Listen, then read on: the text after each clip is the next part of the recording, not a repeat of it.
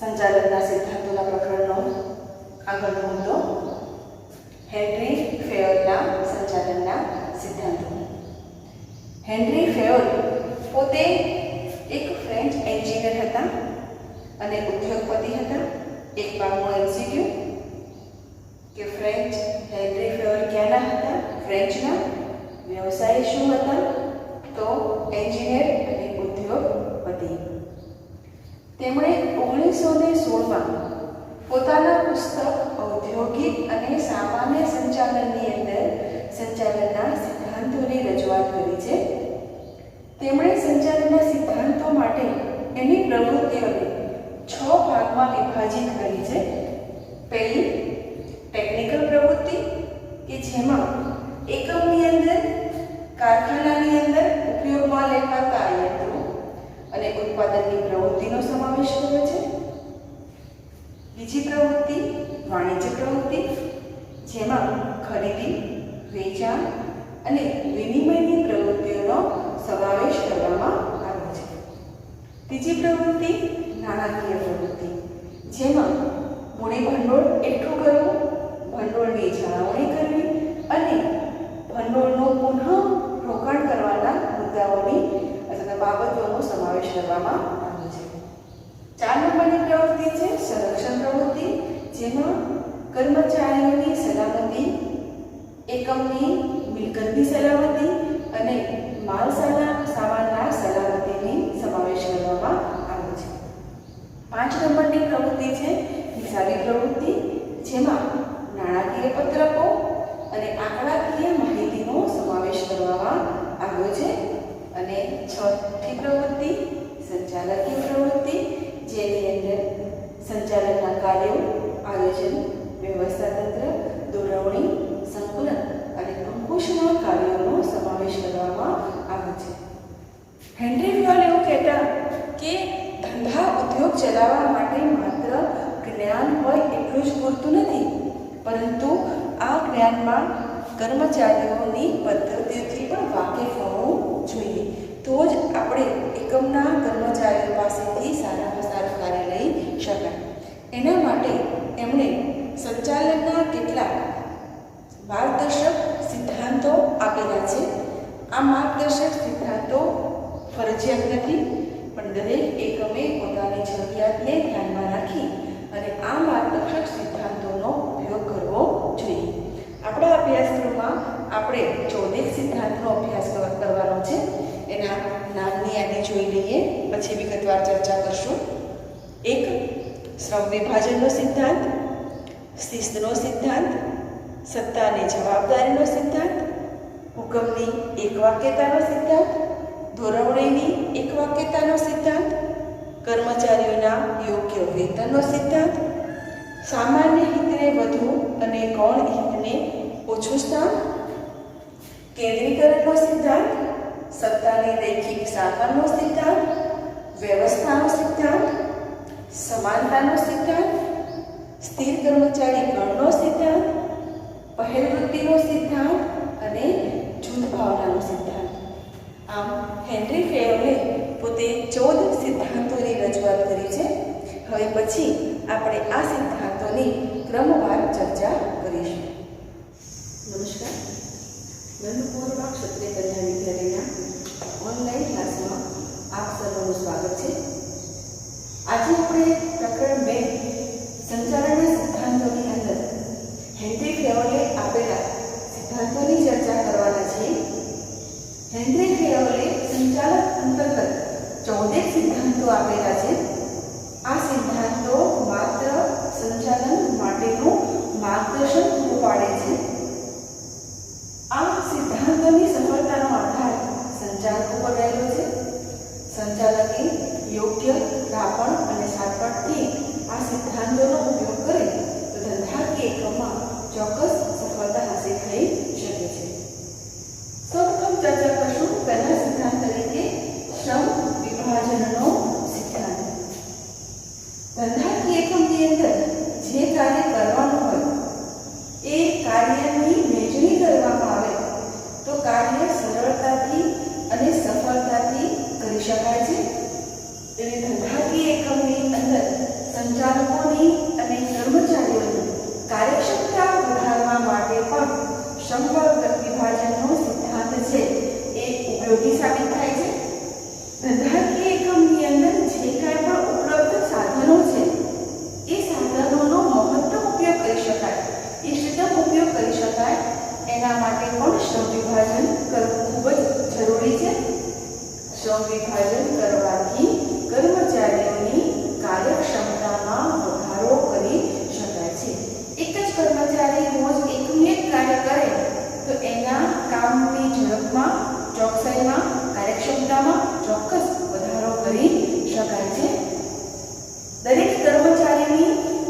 કાર્ય કરનાર વ્યક્તિની અંદર તેની વિશિષ્ટ આવડત કે લાયકાત છુપાયેલી હોય છે.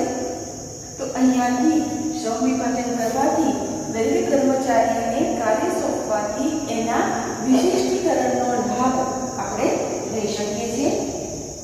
શ્રમ વિભાજન છે એ સંચાલન કક્ષાએ અને કારખાના કક્ષાએ એટલે કે સંચાલનની દરેક સપાટીએ આ શ્રમ વિભાજનનો સિદ્ધાંત અમલીકરણમાં મૂકવો જોઈએ કે જેનાથી આપણને વિશિષ્ટીકરણના સિદ્ધાંતનો લાભ મળી શકે.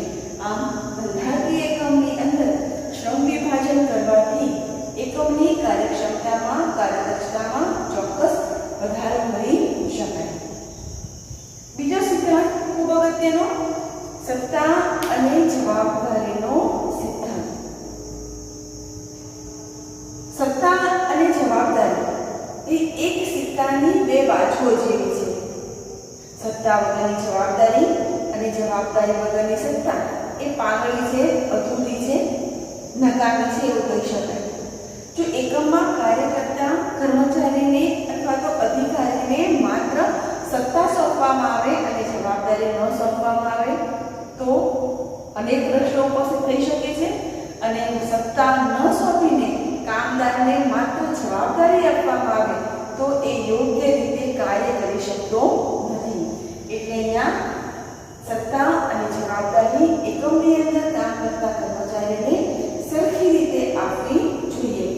જે પ્રકારેનું કાર્ય કરવાનું હોય એ માટે તમે જેટલી જવાબદારી સોંપો છો એની સાથે સાથે એ કાર્ય કરવા માટે જરૂરી હુકમો આપવાની અથવા તો એ કાર્ય કરાવવા માટેની સત્તા પણ આપવી જોઈએ.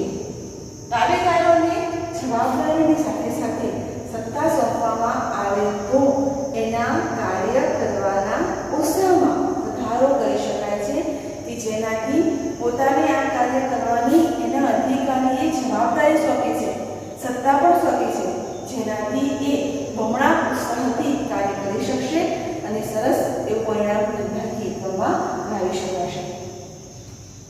કોઈ પણ તાબેદારને કે અધિકારીને કે કામદારને સત્તા અને જવાબદારી સોંપતા પહેલા એના જ્ઞાન, એની લાયકાત, એની આવડત, એના અનુભવ, એની નેતૃત્વ કળા, એની પુખ્તતા વગેરે જેવા લક્ષણોની વગેરે જેવી બાબતોની ચકાસણી કરવી જોઈએ અને પછી એને સત્તા અને જવાબદારી સોંપવા જોઈએ. સત્તા અને જવાબદારી સોંપવાથી કામદારના કાર્ય કરવાના ઉત્સાહમાં વધારો કરી શકાય છે અને કાર્ય કરવાનો ઉત્સાહ વધે તો આપોઆપ ધંધાકીય એકમમાં સારું પરિણામ આપણને હાંસિલ થઈ શકે છે અને જેનાથી ધંધાકીય એકમની જે મુખ્ય ધ્યેય છે એ ધ્યેયને સરળતાથી હાંસિલ કરી શકાય છે. ત્રીજો સિદ્ધાંત અગત્યનો શિસ્ત અંગેનો સિદ્ધાંત. ધંધાકીય એકમમાં શિસ્તનું હોવું, અનુશાસનનું હોવું ખૂબ જ જરૂરી છે. જો ન હોય તો એકમ યોગ્ય રીતે ચાલી શકે નહીં. એટલે ધંધાકીય એકમની અંદર જેટલા ઉપલબ્ધ સાધનો છે આ તમામ સાધનોનો ઇષ્ટતમ ઉપયોગ કરવા માટે અને એકમમાં થતી પ્રવૃત્તિઓના સાતત્ય માટે પણ શિસ્ત હોવું ખૂબ જ જરૂરી છે. ધંધાકીય એકમની અંદર આવવાનો સમય, જવાનો સમય, વચ્ચે રિસેસનો સમય, કામ કરવાની પદ્ધતિનો સમય, આ બધી જ બાબતો અંગે એકમની અંદર શિસ્તના નિયમો હોવા જોઈએ તો જ કાર્ય સરળતાથી હાંસલ કરી શકાય. શિસ્તના નિયમો હોવાને કારણે ધંધાકીય એકમની અંદર સંવાદિતાનું સર્જન થાય છે. મતભેદો અને ઝઘડાઓ ઉભા થતા નથી. નિયમો બધા જ માટે સરખા છે. પરિણામે અહીંયા ધંધાકીય એકમની અંદર સંવાદિતાનું વાતાવરણ સર્જાતું જોવા આપણને મળે છે. ધંધાકીય એકમની અંદર નિયમો હોવાને કારણે એના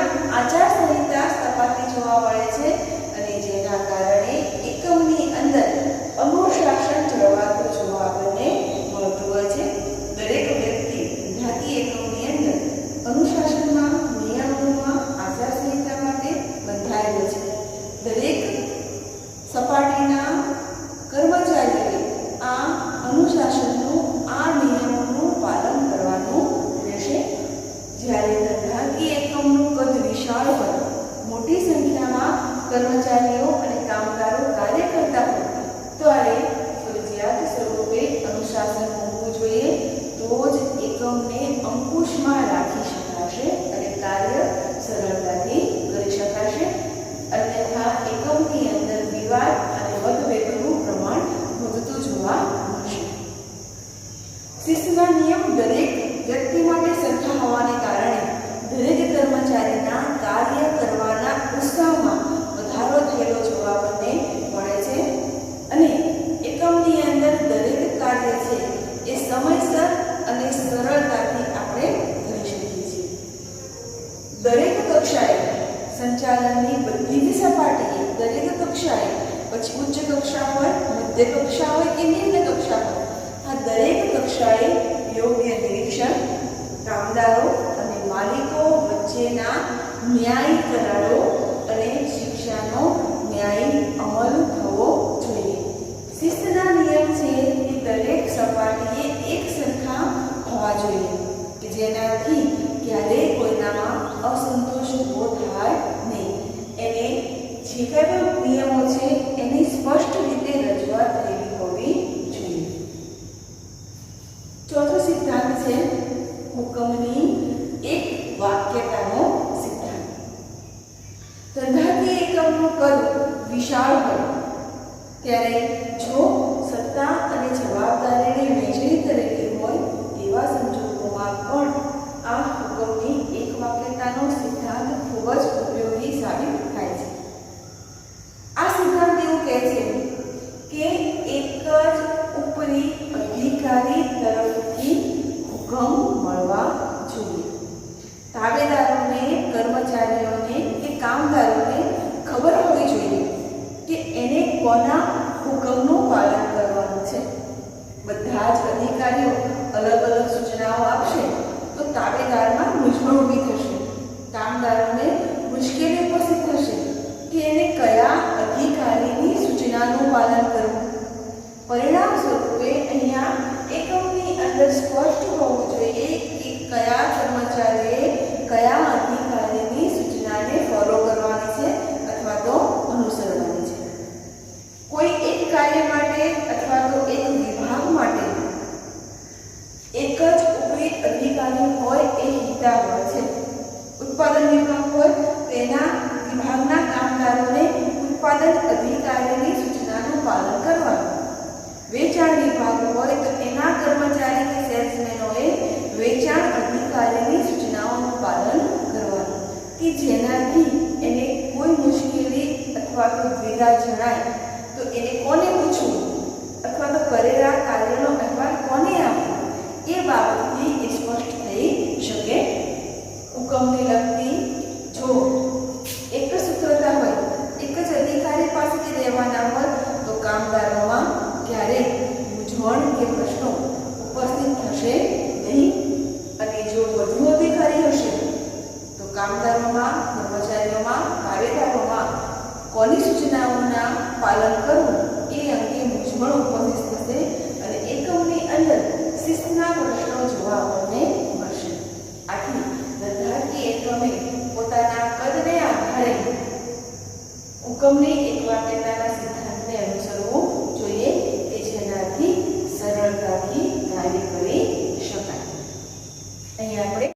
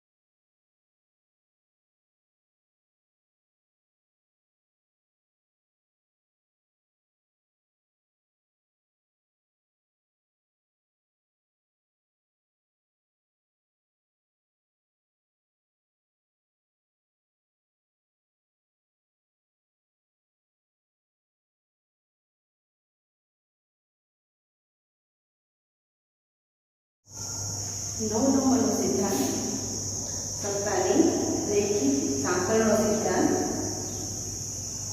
અહીંયા બંધારણીય એકમની મુખ્યત્વે 3 સપાટી: ઉચ્ચ સપાટી, મધ્ય સપાટી અને નિમ્ન સપાટી. તો સંચાલનની ઉચ્ચ સપાટીથી માંડી અને તળ સપાટી સુધીના સંબંધોમાં રેખિક સાંકળ હોવી જોઈએ, એટલે કે એક સૂત્રતા હોવી જોઈએ. બંધારણીય એકમની અંદર જો આ સપાટીની સાંકળ છે, એટલે કે ઉચ્ચથી મધ્ય, મધ્યથી તળ સુધીની સાંકળ છે, એ વણ તૂટેલી હોવી જોઈએ, એટલે કે સળંગ હોવી જોઈએ. અહીંયા દરેક સપાટીએ સંચાલન એકમની દરેક સપાટીએ સત્તા અને જવાબદારીની સોંપણી થયેલી હોવી જોઈએ. સંચાલનની દરેક સપાટીએ સત્તા અને જવાબદારી એ એની સપાટીને ધ્યાનમાં રાખીને કરવામાં આવતી હોય છે. આપણે જાણીએ છીએ કે ઉચ્ચ સપાટીએ સત્તા વધારે હોય છે, જવાબદારી ઓછી. જેમ જેમ સપાટીનો ક્રમ નીચે આવતો જાય તેમ તેમ કાર્યની જવાબદારી વધુ અને સત્તાનું પ્રમાણ ઓછું જોવા આપણને મળે છે. એટલે દરેક સપાટીને અનુરૂપ છે એ સત્તા અને જવાબદારીની સોંપણી થવી જોઈએ, એવું રેખિક સાંકળના સિદ્ધાંતમાં સમજાવવામાં આવ્યું છે. દરેક કર્મચારી કોની જવાબદાર છે? પોતે જે કાર્ય કરે છે એના માટે કયા અધિકારીને જવાબદાર છે એ આ રેખિક સાંકળના સિદ્ધાંતમાં સ્પષ્ટ હોવું જોઈએ. દરેક કામદારને ખબર હોવી જોઈએ કે એને કોને અધિકારીને કાર્ય અને કેટલી જવાબદારી સોંપવામાં આવી છે, એને કાર્ય અંગેના જવાબ અથવા તો કાર્ય કરીને કોને સોંપવાનું છે એ સ્પષ્ટ હોવું જોઈએ. ઉચ્ચ સપાટીથી નિમ્ન સપાટી તરફનો પ્રવાહ રેખિક સાંકળનો જોવા મળતો હોય છે, એટલે કે કાર્યની સોંપણી છે એ ઉચ્ચ સપાટીથી નિમ્ન સપાટી તરફ થતી હોય છે અને એનો અહેવાલ તૈયાર કરી અને નિમ્ન સપાટીથી ઉચ્ચ સપાટી તરફ માહિતી પ્રેષણની કામગીરી કરવાની થતી હોય છે. અને વિગતવાર ચર્ચા પછીના પ્રકરણમાં આપણે કરીએ છીએ. માહિતી પ્રેષણ કોને કહેવામાં આવે, પણ આ માહિતી સંચાલિત પ્રક્રિયા છે એ ઉચ્ચથી નિમ્ન તરફ થાય અને જે કાર્ય કર્યું હોય એનો અહેવાલ તૈયાર કરી પોતાના કાર્યની યાદી છે એના અધિકારીને આપવામાં આવે તો એને માહિતી પ્રેષણ કહેવામાં આવતી હોય છે. એના પછીનો સિદ્ધાંત 10 નંબરનો વ્યવસ્થાનો સિદ્ધાંત. અહીંયાથી આ એક લાખનો પ્રશ્ન પૂછાય છે કે વ્યવસ્થાનો સિદ્ધાંત કઈ બાબતો પર ધ્યાન રાખે છે? વ્યવસ્થાનો સિદ્ધાંત 2 બાબતો ઉપર ધ્યાન રાખે. 1 માલ સામાનની વ્યવસ્થા અને 2 સામાજિક વ્યવસ્થા. ધંધાકીય એકમની અંદર કાર્ય કરવા માટે જે માલ સામાન કે ઉત્પાદનના યંત્ર કે સાધનો ઉપયોગ કરવામાં આવેલા છે, આ સાધનો એની યોગ્ય જગ્યાએ મૂકેલા હોવા જોઈએ. એ સ્પષ્ટતા રહે છે માલ સામાન સંદર્ભમાં કે દરેક વસ્તુ એની યોગ્ય સ્થાન પર હોવી જોઈએ. આ માલ સામાન વ્યવસ્થાની વાત. હવે નંબર 2 સામાજિક વ્યવસ્થામાં તો દરેક કાર્ય કરતા કર્મચારીને એની લાયકાત, એના કૌશલ્યને આધારે વ્યક્તિને યોગ્ય સ્થાન આપવું જોઈએ. જે કર્મચારીને તાબેદારીને જે પ્રકારનું કાર્ય આવડે છે એની લાયકાત, એની આવડતને આધારે કાર્યની સોંપણી કરવી જોઈએ. એ પ્રકારેનું કાર્ય એને આપવું જોઈએ. અને ધંધાકીય એકમની અંદર જે પ્રકારના કાર્ય માટે જે પ્રકારના ઉમેદવારની અથવા તો કર્મચારીની જરૂરિયાત હોય તો એના માટે એ પ્રકારના કર્મચારી કે કામદારની ભરતી કરવાની પણ એકમની અંદર વ્યવસ્થા હોવી જોઈએ કે જેનાથી દરેક કાર્યને આપણે ન્યાય આપી શકીએ અને સારી રીતે કાર્ય કરી શકીએ. 11 નંબરનો સિદ્ધાંત છે સમાનતાનો સિદ્ધાંત. એકમની અંદર કામ કરનાર કર્મચારી એ જીવંત વ્યક્તિ છે. આ બાબતનું અધિકારીએ અથવા તો ઉચ્ચ સપાટીએ હંમેશા ધ્યાન રાખવું જોઈએ. એ આપણે નિર્જીવ વસ્તુ ઉપર નહીં, પરંતુ એકમનું ઉત્પાદનનું આ એક સજીવ સાધન છે. એટલે અહીંયા કર્મચારી સંચાલન વ્યવસ્થાનો ભાગ છે એવો અહેસાસ એને કરાવવો જોઈએ. એકમમાં કામ કરનાર કામદારને એવી ભાવ ઊભો થવો જોઈએ, એવી લાગણી થવી જોઈએ કે પોતે જે એકમમાં કાર્ય કરે છે એ એકમ એનું પોતાનું છે. કારણ કે આ વ્યક્તિ છે એ જીવંત વ્યક્તિ છે. એને લાગણી, ગમો, અણગમો ઘણી બધી વસ્તુ હોય છે કે જેનો એના કાર્ય ઉપર અસર થતી જોવા આપણને મળતી હોય છે. સંચાલકોએ આ કામદારો પાસે વ્યવહારનો અભિગમ અપનાવવો જોઈએ. એની કાયદાની ક્ષમતા, એની લાયકાત દરેક બાબતને ધ્યાનમાં રાખી અને એને કાર્ય સોંપવું જોઈએ અને એના પ્રત્યે વ્યવહાર વધારે પડતી અપેક્ષાઓ રાખ્યા વગર જે કાર્ય કરવાની જેટલી ક્ષમતા હોય એ પ્રકારનો વ્યવહારો અભિગમ રાખવો જોઈએ. દરેકને જ્યારે કાર્યની સોંપણી કરવામાં આવે તો કાર્યની સોંપણી ન્યાયી હોવી જોઈએ, સમાનતાપૂર્વક થયેલી હોવી જોઈએ અને સમાનતાથી થયેલી હોવી જોઈએ.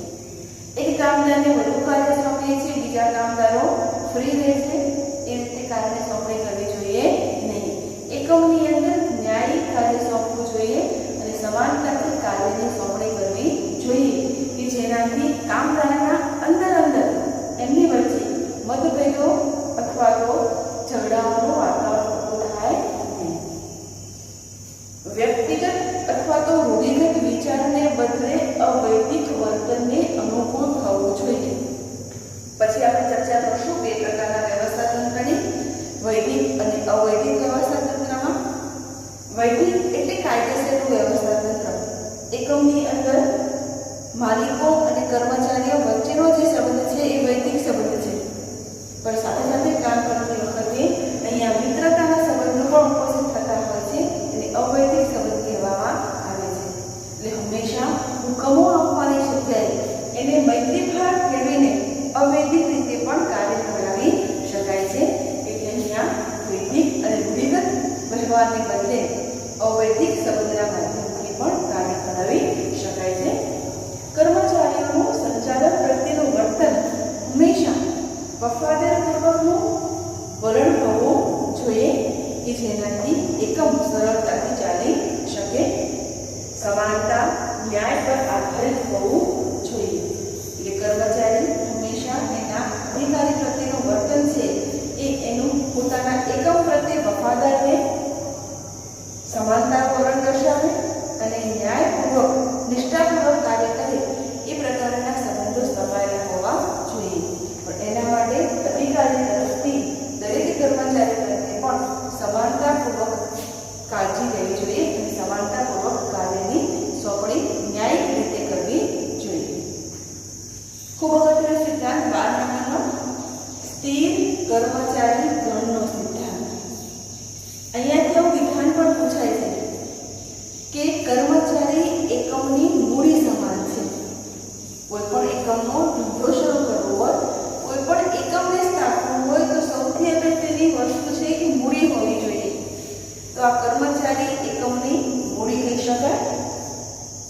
કોઈ પણ કર્મચારી એકમની અંદર જો લાંબા સમય સુધી ટકી રહે છે તો એને સ્થિર કર્મચારી ગણ કહેવામાં આવે છે. અને આ સ્થિર કર્મચારી ગણ હોય તો એકમનો વિકાસ સાધી શકાય છે. એકમની સિદ્ધિમાં એકમના જે ધ્યેય નક્કી કરેલા છે તે ધ્યેયને સિદ્ધ કરવા માટે સ્થિર કર્મચારી ગણ હોવો ખૂબ અગત્યનો છે. આ સ્થિર કર્મચારી ગણ એ એકમની સિદ્ધિમાં અગત્યની ભૂમિકા ભજવે છે. ધંધાકીય એકમના અધ્યયન વર્ગથી ઉત્પાદકતા તરફ લઈ જાય છે. કારણ કે આ કર્મચારી એકમની અંદર વર્ષોથી કામ કરે છે. એને એકમના નીતિ, નિયમો, પદ્ધતિ, કાર્યપ્રણાલી તમામ બાબતોથી વાકેફ છે. એને વારંવાર કાર્ય શીખવું પડતું નથી. વર્ષોના અનુભવથી, વર્ષોના અધ્યયનથી એ ધંધાકીય એકમની ઉત્પાદકતામાં વધારો કરી શકે છે. એટલે કહી શકાય અધ્યયન વખતથી ઉત્પાદકતા વધતી જોવા આપણને મળે છે. એકમની અંદર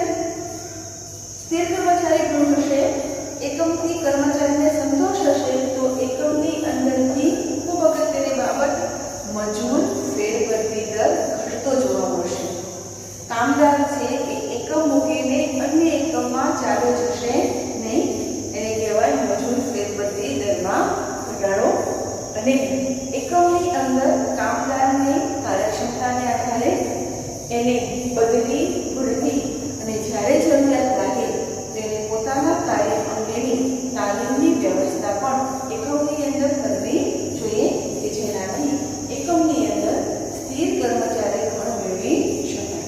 સમયાંતરે જ્યારે ટેકનોલોજીમાં બદલાવ આવે ત્યારે પોતાના કામદારોને કર્મચારીઓને એકમ દ્વારા તાલીમ આપી અને એમના જ્ઞાનમાં વધારો કરવામાં આવતો હોય છે.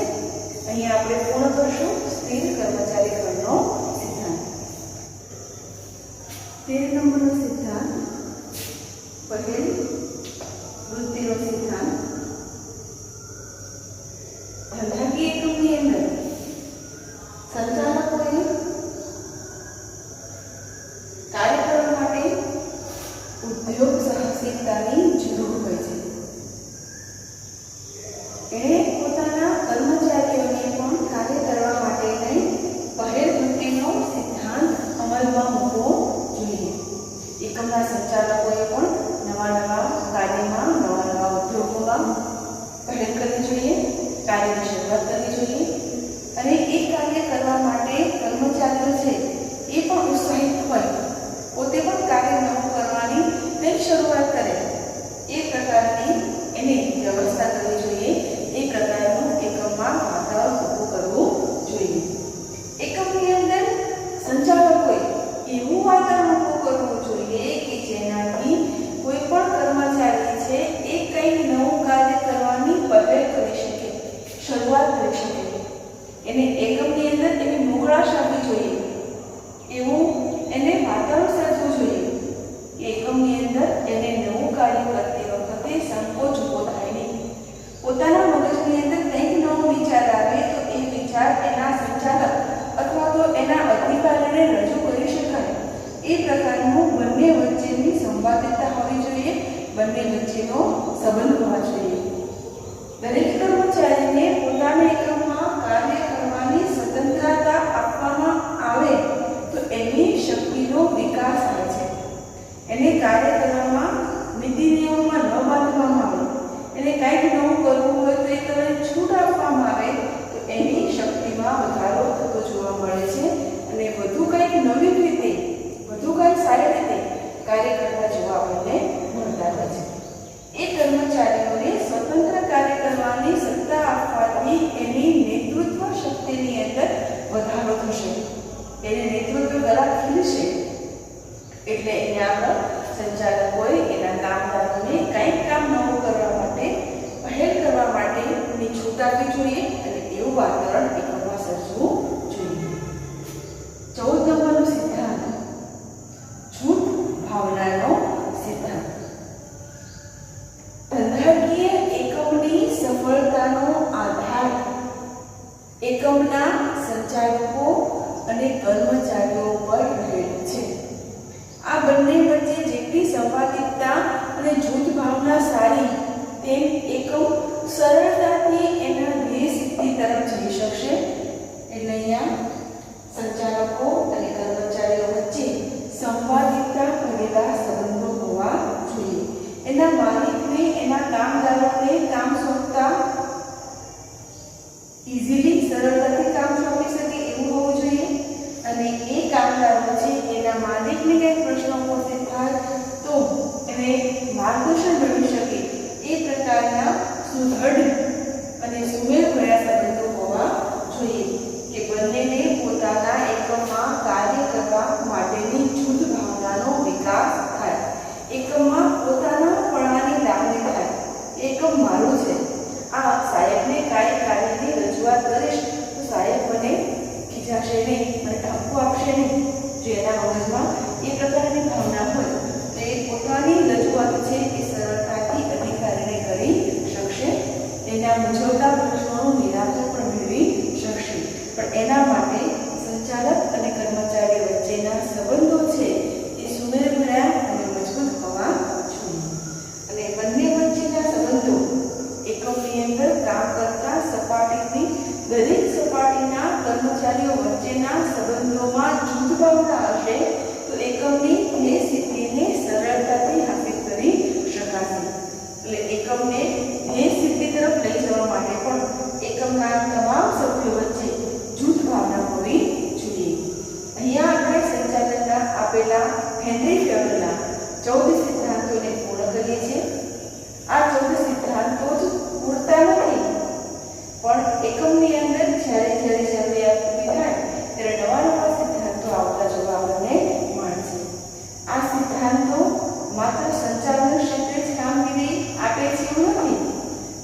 આર્થિક, રાજકીય, સામાજિક ક્ષેત્રે પણ આ સિદ્ધાંતો છે એ આપણને ઉપયોગી સાબિત થતા જોવા આપણને મળે છે. અહીં આપણે એન્ટિવ્યુઅરની વાતને પૂર્ણ કરીએ છીએ. એના પછીનો એક મુદ્દો છે પીટર એફ ડ્રકરનું સંચાલન ક્ષેત્રે પ્રદાન.